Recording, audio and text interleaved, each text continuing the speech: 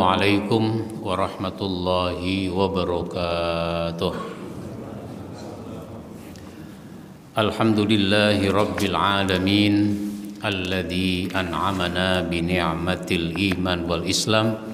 Asyhadu an la ilaha illallah wahdahu la syarikalah wa asyhadu anna Muhammadan abduhu wa rasuluh. Allahumma salli wa sallim wa barik ala nabiyyina Muhammadin wa ala alihi wa ashabihi ajma'in, amma ba'd. Jamaah sekalian yang saya hormati, pada kesempatan ini kita ingin membahas tentang melindungi wanita muslim atau wanita mukmin. Karena siapapun harus mendapat perlindungan dari apa yang hendak dilakukan oleh orang-orang musyrik, orang-orang kafir. Jangan sampai orang yang sudah masuk Islam terpengaruh kembali oleh orang-orang yang kafir. Imam Bukhari dan Muslim meriwayatkan dari Al-Mansur dan Marwan bin Hakam bahwa ketika Rasulullah sallallahu alaihi wasallam membuat kesepakatan damai dengan orang-orang kafir di Hudaybiyah, dulu ada namanya perjanjian Hudaybiyah, datanglah beberapa wanita mukminah kepada beliau, wanita-wanita yang belum masuk Islam, wanita-wanita yang sudah masuk Islam tapi belum berhijrah ke Madinah karena suaminya belum masuk Islam. Makanya wanita-wanita itu mumpung Rasulullah lagi berada di Hudaybiyah, mereka segera bergabung dengan rombongan kaum muslimin yang nanti akan ke Madinah. Imam At-Tabrani meriwayatkan dari Abdullah bin Abi Ahmad yang berkata, pada masa berlangsungnya perjanjian damai antara muslim dengan kafir, Ummu Kulsum bin Uqbah melakukan hijrah ke Madinah. Ummu Kulsum, ya, Nabi juga punya anak namanya Ummu Kulsum, tapi bukan yang ini Ummu Kulsum bin Uqbah. Dua orang saudara laki-laki Ummu Kulsum itu, yaitu Umarah dan Walid, datang menemui Rasulullah sallallahu alaihi wasallam dan meminta beliau mengembalikan Ummu Kulsum. Akan tetapi Allah kemudian membatalkan perjanjian antara Rasulnya dengan orang-orang musyrik itu, khususnya dalam masalah wanita, di mana Allah melarang beliau untuk mengembalikan mereka kepada orang-orang musyrik. Jadi dalam perjanjian antara Nabi dengan orang-orang musyrik, kalau ada orang-orang dari Mekah pergi ke Madinah, harap itu dikembalikan. Tapi ternyata Allah batalkan perjanjian itu karena menyangkut wanita. Maka wanita itu tetap dilindungi, tidak dikembalikan ke Mekah, meskipun itu istri dari seorang suami, karena dia masih kafir, suaminya belum masuk Islam. Kisah lain dari Muqatil bahwa ada seorang wanita bernama Sa'idah yang merupakan istri dari Saifi bin Rahib, seorang lelaki musyrik. Wanita itu datang ke Madinah saat berlangsung kesepakatan damai. Orang-orang musyrik lantas berkata, kembalikan ia kepada kami. Selain itu, Ibnu Jarir meriwayatkan dari Az-Zuhri bahwa ketika Rasulullah Shallallahu Alaihi Wasallam menyepakati perjanjian Hudaybiyah bahwa jika ada penduduk Mekah yang datang kepadanya, maka beliau akan mengembalikannya kepada mereka, tetapi yang datang ternyata para wanita. Nah, dulu orang kalau sudah masuk Islam itu mesti hijrah ke Madinah. Sesudah Rasulullah hijrah ke Madinah, yang masuk Islam mesti hijrah ke Madinah. Jadi hijrah ke Madinah pada waktu itu secara fisik itu bersifat mutlak. Tetapi sesudah Futuh Mekah, sesudah Rasulullah Shallallahu Alaihi Wasallam membebaskan kota Mekah dari kekuasaan orang-orang kafir, maka enggak lagi disebut hijrah. Dari Mekah ke Madinah enggak lagi disebut hijrah, sehingga disebutkan la hijrata ba'dal fathi, enggak ada hijrah sesudah Futuh, maksudnya Futuh Mekah. Jadi tidak menjadi konsekuensi iman hijrah ke Madinah sesudah Futuh Mekah. Kenapa? Sudah sama, Mekah Madinah sudah sama. Maka Allah turunkan atas beberapa peristiwa ini, Allah turunkan a'udzubillahi minasyaitonirrajim, surat Al-Mumtahanah ayat yang ke-10.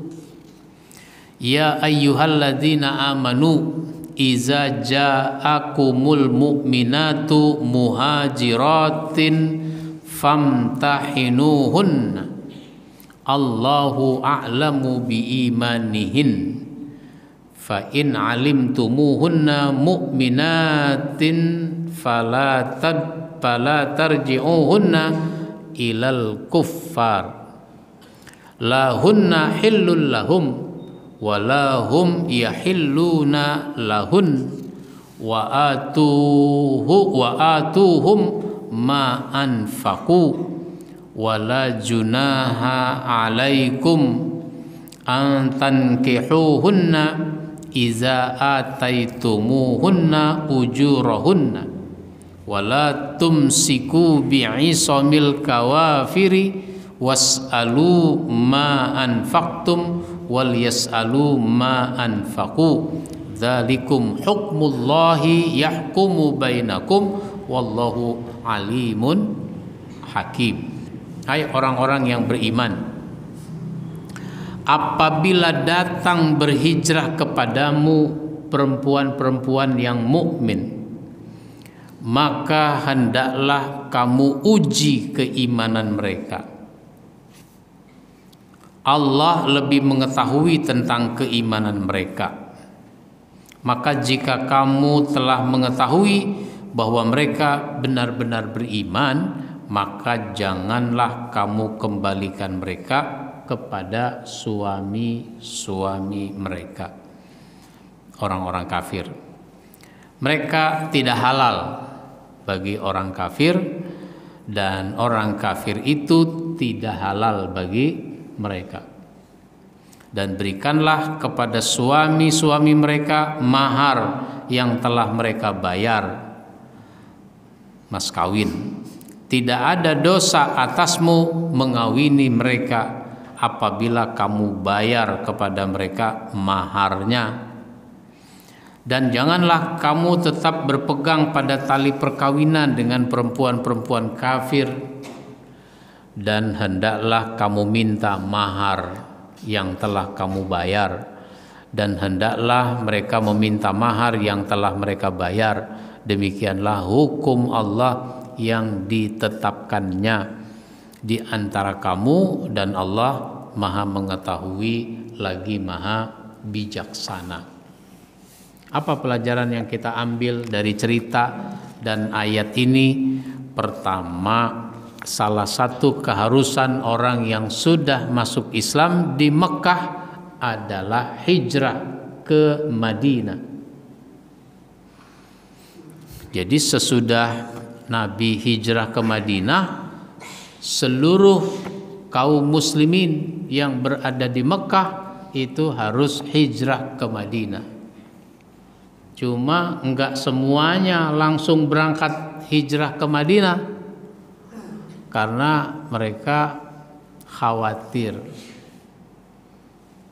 karena enggak tahu situasi di Madinah bagaimana. Itu mereka khawatir nanti di sana tambah susah lagi, nanti sulit ekonomi. Itu anggapan-anggapan yang negatif. Bahkan sebelum hijrah ke Madinah, sekitar 70 sahabat itu hijrah ke Habasyah, hijrah ke Ethiopia. Karena di Mekah kondisinya makin sulit. Akhirnya kaum muslimin hijrah ke Habasyah, dipimpin oleh Ja'far bin Abi Thalib, abangnya Ali bin Abi Thalib. Karena waktu itu di Mekah sudah tidak bisa menjalankan ajaran Islam, tekanan semakin besar. Maka orang-orang yang belum hijrah atau baru masuk Islam, mereka harus hijrah. Nah, termasuk wanita-wanita meskipun suaminya belum masuk Islam. Yang kedua, meskipun ada kesepakatan perjanjian Hudaibiyah harus mengembalikan orang Mekah yang ke Madinah, ternyata wanita harus dilindungi dan tidak boleh dikembalikan ke Mekah. Jadi meskipun di Mekah ada suaminya, bahkan keluarga dari suaminya yang meminta agar wanita yang udah hijrah ke Madinah itu dikembalikan, maka Rasulullah atas perintah Allah itu tidak mengembalikannya. Yang ketiga, sebagai bentuk perlindungan kepada wanita mukmin yang hijrah ke Madinah, maka status pernikahannya dinyatakan cerai bila suaminya tetap kafir dan maharnya dikembalikan kepada suaminya itu.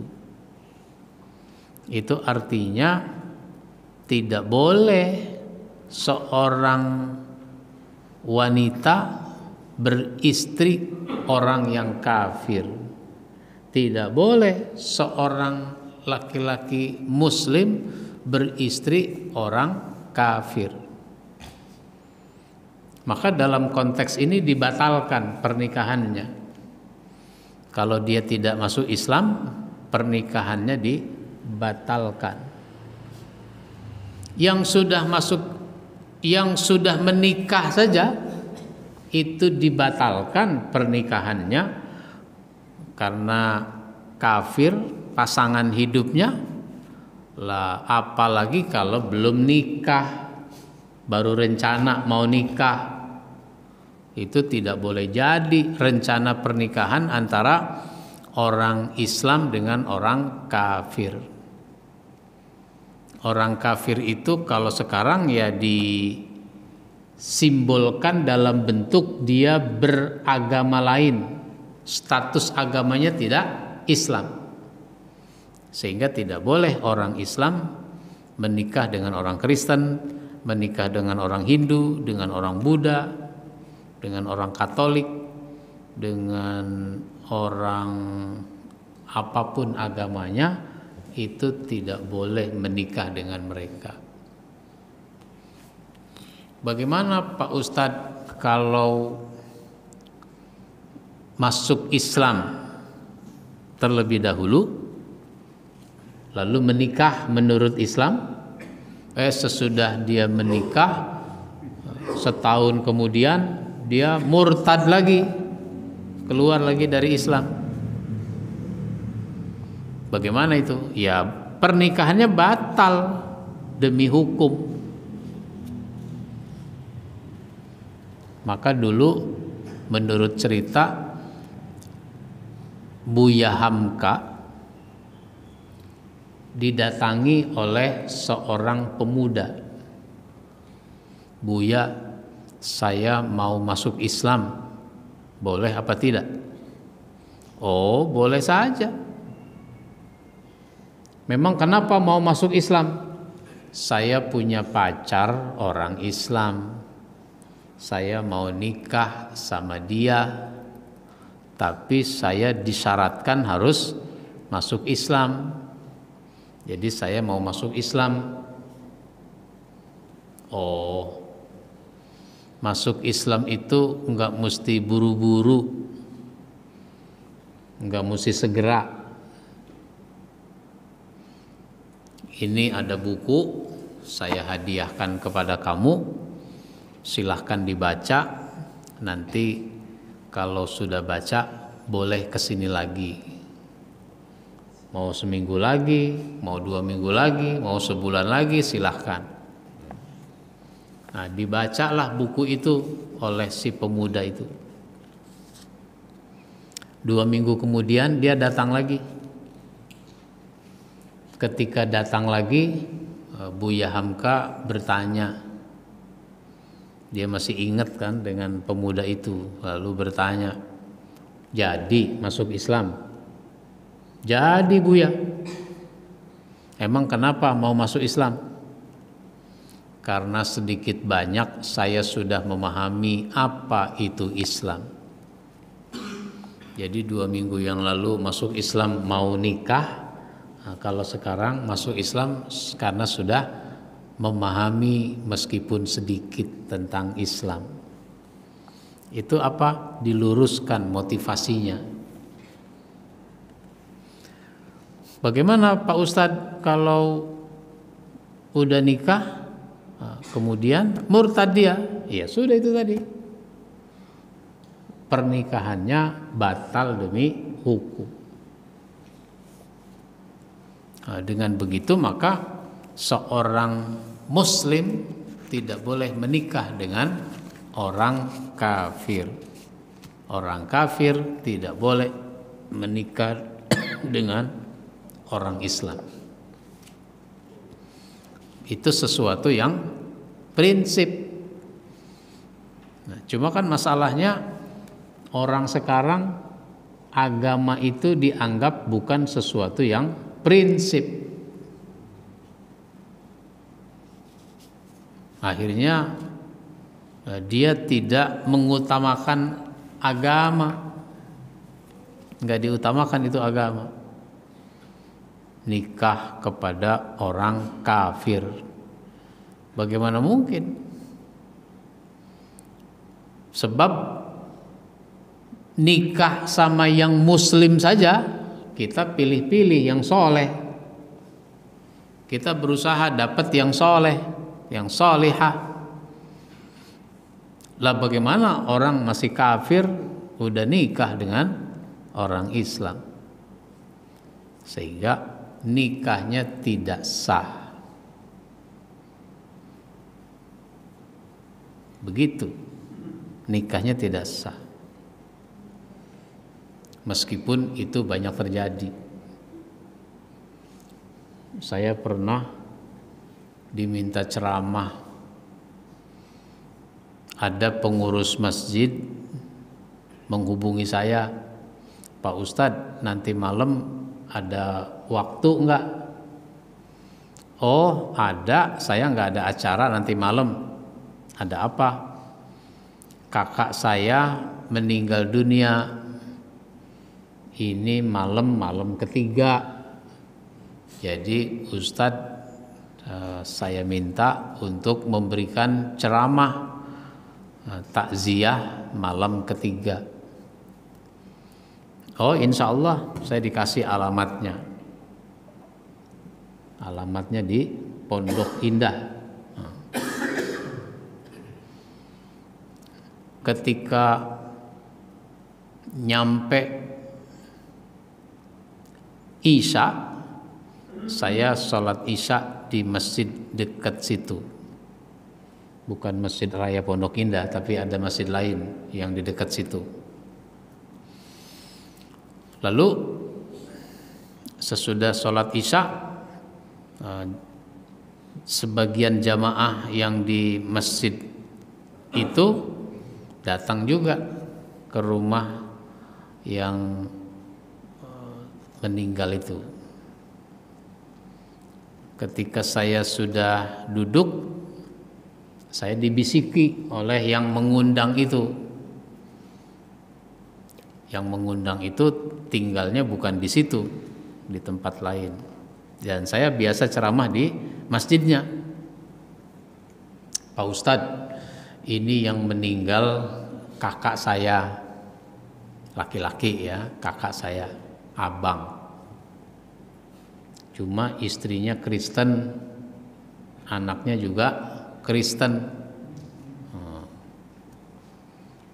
Jadi siapa yang mau diceramah ini kalau begini? Itu sebuah contoh. Sampai mati istrinya Kristen, anaknya Kristen. Itu tidak boleh. Jadi kalau sudah menyangkut agama, itu sesuatu yang sangat prinsip. Agama itu jangan diremehkan. Ketentuan-ketentuannya jangan diremehkan. Yang boleh ya boleh, yang enggak ya enggak. Maka Nabi dulu juga diajak oleh orang-orang kafir. Bagaimana kalau tahun ini kita menyembah Allah, tapi tahun besok kita menyembah berhala? Nabi enggak memenuhi keinginan mereka. Maka diturunkanlah surat Al-Kafirun. Qul ya ayyuhal kafirun la a'budu ma ta'budun, dan seterusnya yang ujungnya adalah lakum dinukum waliyadin. Aku tidak menyembah apa yang kamu sembah, kamu tidak menyembah apa yang aku sembah. Aku tidak boleh menyembah apa yang kamu sembah, kamu juga enggak boleh menyembah apa yang aku sembah. Bagimu agamamu, bagiku agamaku. Itu namanya mempertahankan prinsip yang sekarang banyak diabaikan. Baik, ada tanggapan? Ada pertanyaan? Silakan bagi yang ingin bertanya. Untuk sebagai pembuka, Ustaz, saya buka untuk pertanyaan. Pengalaman ketika di beberapa pekan yang lalu di masjid sini juga ada perempuan yang meninggalkan syahadat. Dia ternyata telah menikah dan sudah punya anak dari suami tersebut yang muslim. Ketika kita bicara-bicara dengan beliau, kamu kenapa bertahan dengan begini? Istrinya tetap khusyuk dan dia muslim sampai punya anak 2.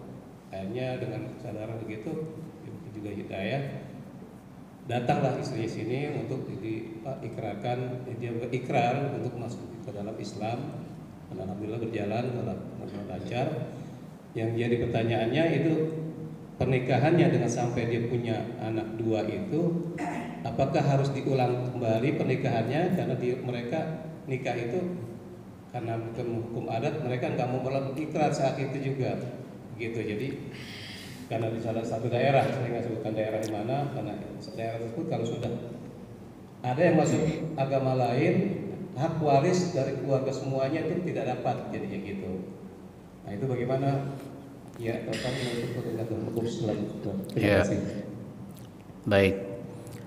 Kalau nikah, akad nikah itu tidak boleh pakai hukum yang lain kecuali hukum Islam. Di dalam hukum Islam disebutkan bahwa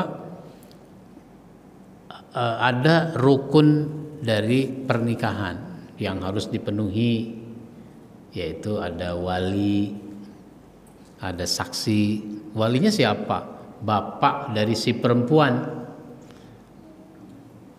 atau kakek atau paman atau abang atau adik laki-laki yang sudah dewasa. Tapi karena keluarganya kafir, ya berarti nggak bisa jadi wali. Walinya adalah wali hakim. Ada saksi, ada ijab dan qabul. Nah, kalau ternyata laki-laki muslim menikah dengan orang kafir, ya maka nikahnya tidak sah. Sehingga pernikahan itu harus diulang. Ketika istrinya sudah masuk Islam, nikahnya diulang. Kecuali kalau suami istri emang dulunya kafir. Suami istrinya kafir, lalu dua-duanya masuk Islam, maka nikahnya, status dia sebagai suami istri itu sudah diakui. Sudah diakui, dia suami istri, nggak perlu nikah ulang. Tidak ada cerita sahabat yang dulunya kafir masuk Islam suami istri lalu nikahnya diulang, itu nggak ada cerita. Nah, kalau dalam konteks sekarang, jangankan yang kafir, yang Islam saja nikah bisa diulang oleh KUA itu. Nikahnya diulang. Namanya isbat nikah. Kenapa? Dia nggak punya buku nikah. Nggak punya buku nikah. Jadi untuk mendapatkan buku nikah, maka dia nikahnya harus diulang. Itu ada sidang isbat nikah. Itu kalau ada yang disebut kawin massal itu kan orang-orang yang sudah lama berumah tangga. Umumnya orang yang sudah lama berumah tangga. Ada yang memang kumpul kebo disebutnya. Dia tidak akad nikah tapi hidup bersama saja. Ada juga yang dulunya sudah akad nikah, udah sah menurut agama,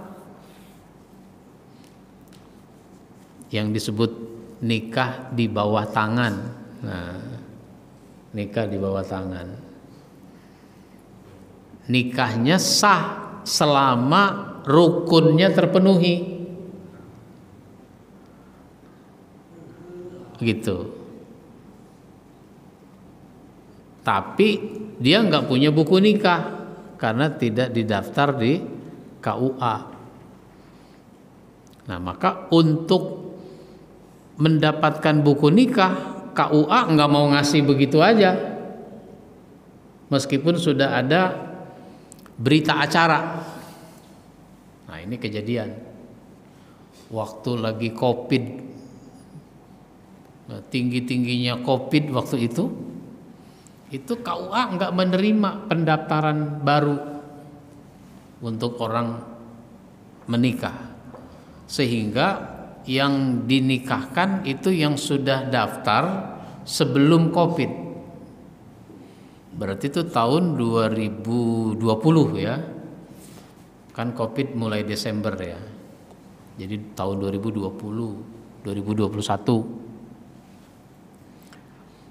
Nah, ada orang sudah rencana mau nikah, tapi KUA tidak menerima pendaftaran. Akhirnya nikah saja secara internal. Saya hadir dalam pernikahan itu dan terpenuhi ketentuan pernikahan itu, terpenuhi. Ada wali, ada saksi dan seterusnya, sudah terpenuhi. Sesudah selesai beberapa waktu kemudian, KUA sudah bisa menerima lagi, maka ini orang yang sudah menikah minta buku nikah, minta buku nikah, dan dia membawa berita acara pernikahan yang berlangsung secara internal itu, bawa berita acaranya di atas materai. Tapi KUA tidak mau menerimanya berita acara itu. Kalau bapak mau dapat buku nikah, maka bapak harus nikah lagi di sini. Nah, gitu. Itu janda dengan duda yang menikah itu. Sehingga diulang lagi di KUA. Begitu Pak. Ya, silakan.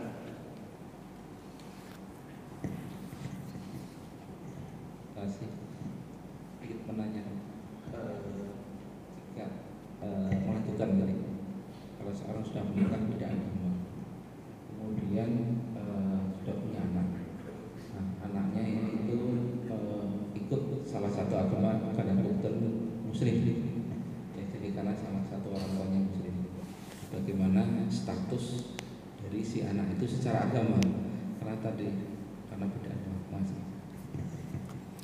Ya. Karena nikah ini sesuatu yang sangat prinsip, maka memang terjadi kerancuan. Salah satunya dalam kaitan dengan nasab. Nasab itu kan dihubungkan dengan bapak. Bin-binnya itu kan bapak. Tidak ada binnya itu ibu ke ibu. Kecuali Nabi Isa, emang Nabi Isa nggak punya bapak, sehingga disebutkan Isa ibnu Maryam. Nah, Isa anaknya Maryam.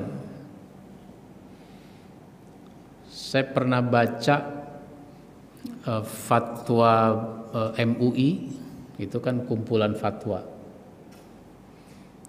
Itu kalau orang sudah berzina lalu hamil, maka nanti tidak bisa dia dinasabkan kepada bapak yang menghamili ibunya itu,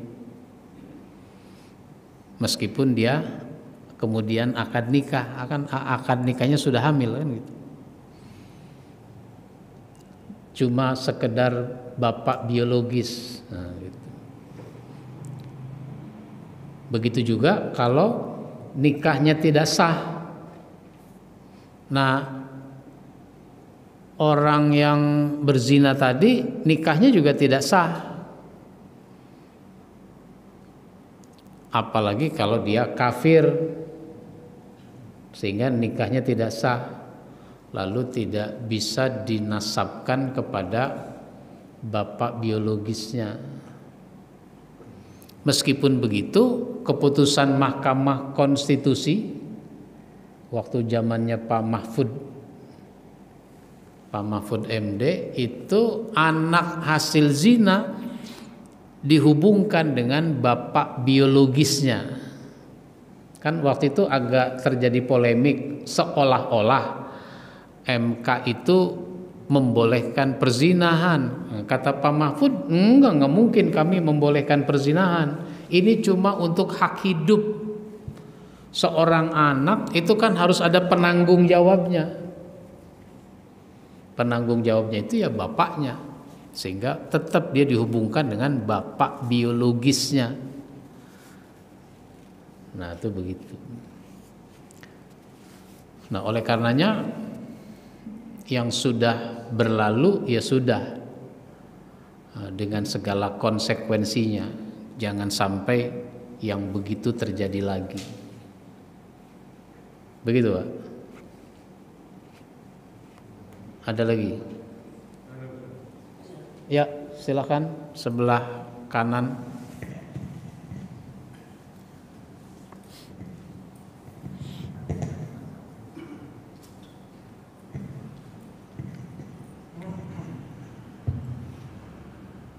Ustadz, beberapa waktu yang lalu kita kedatangan Paus Fransiskus ke Indonesia ini, berkunjung ke Indonesia.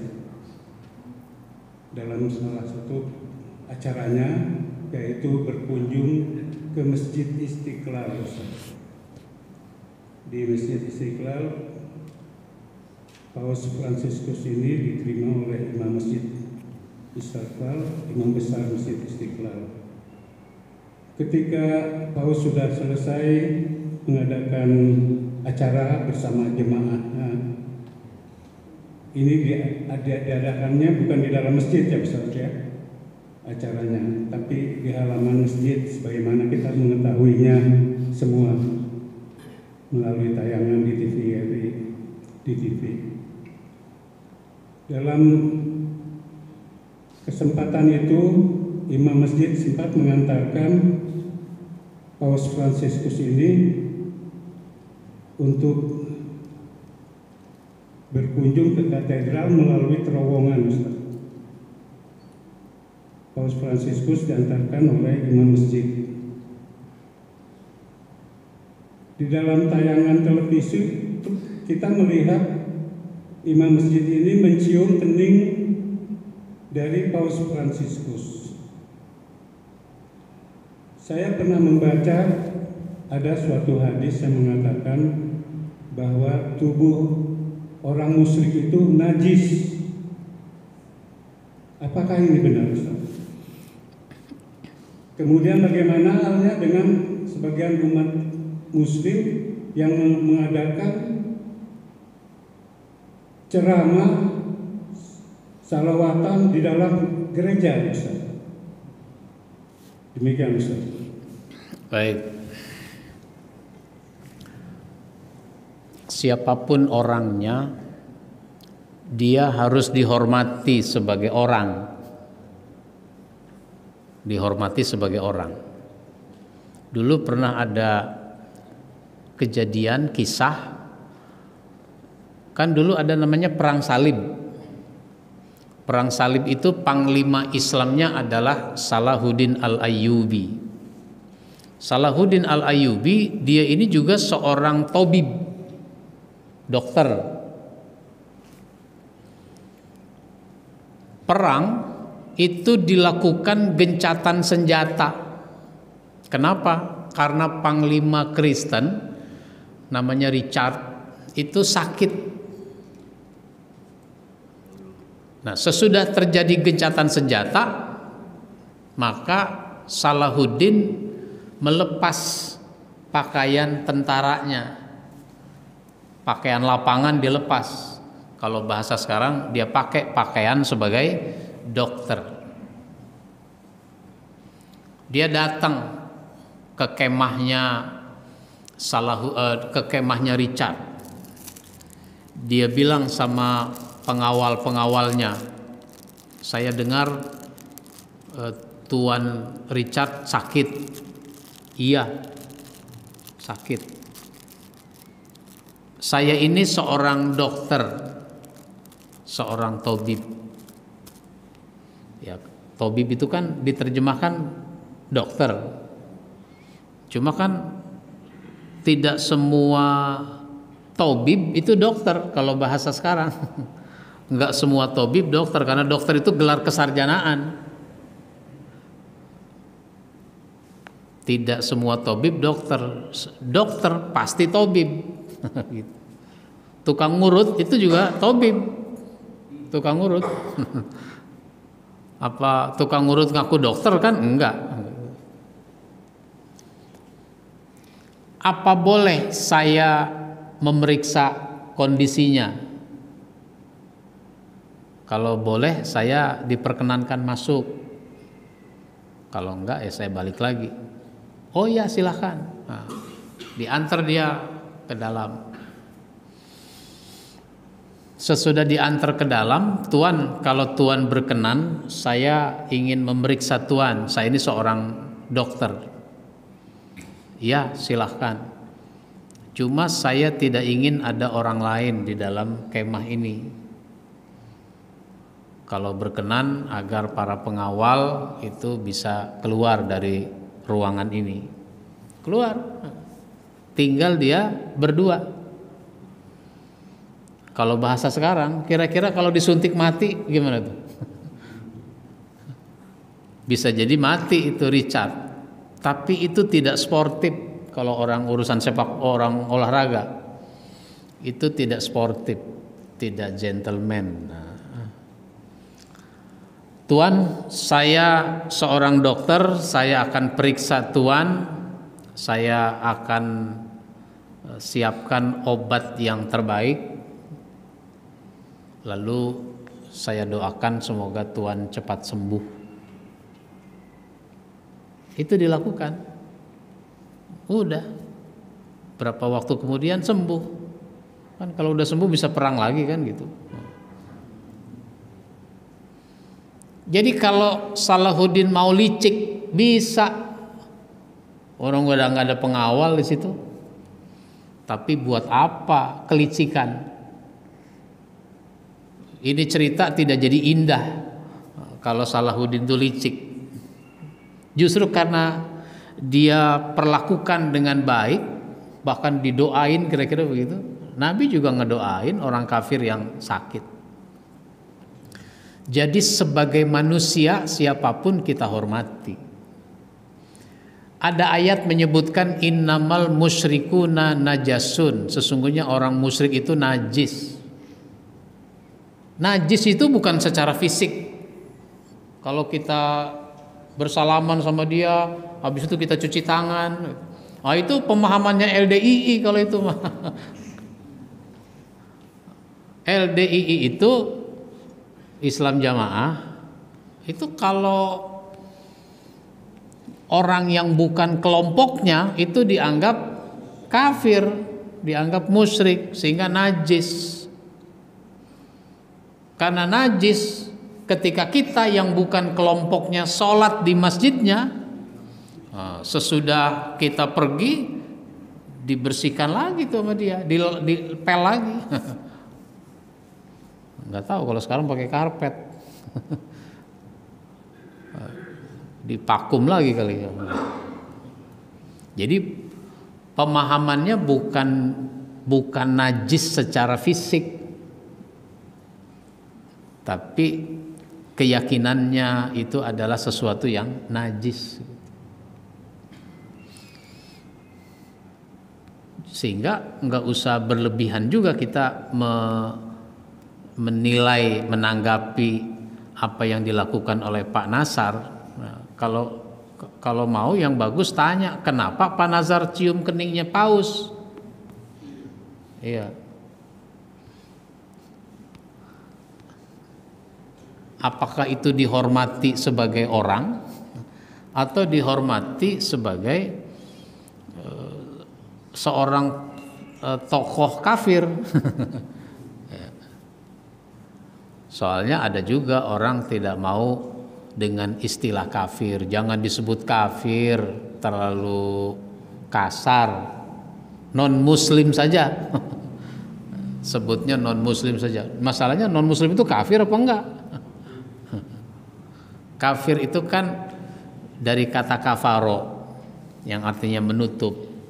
Orang kafir itu adalah orang yang menutup hatinya dari hidayah, dari petunjuk yang datang dari Allah. Begitu Pak. Maka jangan terlalu berlebihan juga menilai misalnya Pak Nazar gitu atau siapapun. Penghormatan sebagai sesama manusia. Begitu Pak. Baik, ada lagi? Ya, silakan.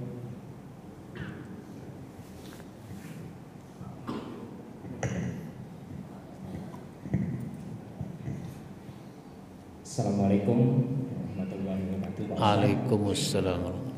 Yang saya mau tanyakan masalah hubungan anak dengan orang tua setelah anak itu keluar dari Islam, Pak Ustaz. Yang saya mau tanyakan hubungan pertanggungjawaban orang tua itu terhadap Allah di akhirat dan di dunia, Pak Ustaz. Masalah anaknya. Nah, terus masalah hubungan manusia dan manusia antara ibu dan anak atau orang tua dengan anak itu karena si anak masih memberikan sedikit hartanya untuk orang tuanya gitu. Itu aja Pak Ustaz. Terima kasih. Baik. Kalau anak belum dewasa, dia menjadi non-muslim, menjadi kafir, itu tanggung jawab orang tuanya. Kenapa tuh anak menjadi kafir? Kullu mauludin yuladu alal fitrah. Setiap anak dilahirkan dalam keadaan suci berdasarkan fitrahnya. Fa'abawahu menjadi tanggung jawab orang tuanya, yuhawidanihi au yunassiranihi au yumajjisanihi. Apakah tuh anak nanti jadi Yahudi, jadi Nasrani atau jadi Majusi, atau tetap dalam keadaan fitrah. Tanggung jawab orang tua di hadapan Allah. Tapi kalau orang tua sudah mendidik dengan baik itu anak sampai dia dewasa, ketika dewasa dia terpengaruh oleh hal-hal yang tidak benar, lalu dia murtad, maka itu anak menjadi tanggung jawab dirinya di hadapan Allah, bukan tanggung jawab orang tuanya. Misalnya sebut saja anak perempuan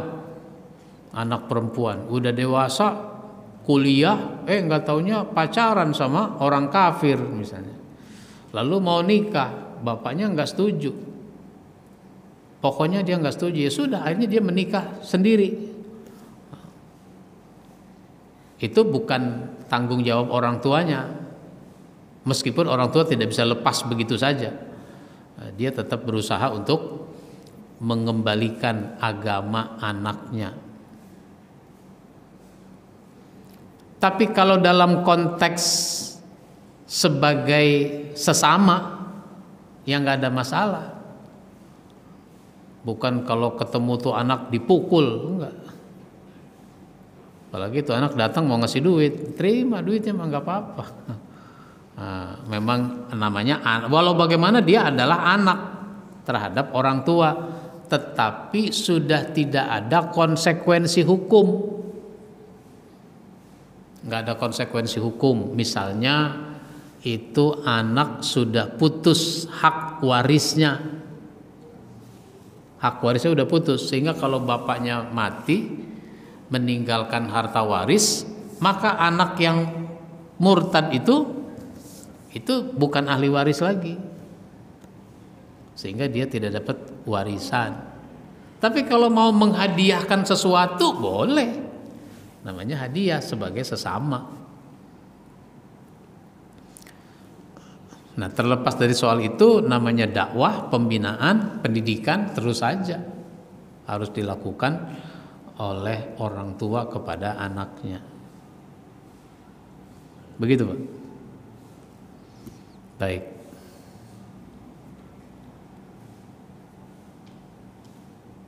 Ada lagi? Cukup. Ya, mudah-mudahan bermanfaat buat kita semua. Insya Allah nanti kita sambung lagi pada kesempatan berikutnya. Kita akhiri dengan baca hamdalah. Alhamdulillahirabbil alamin. Assalamualaikum warahmatullahi wabarakatuh.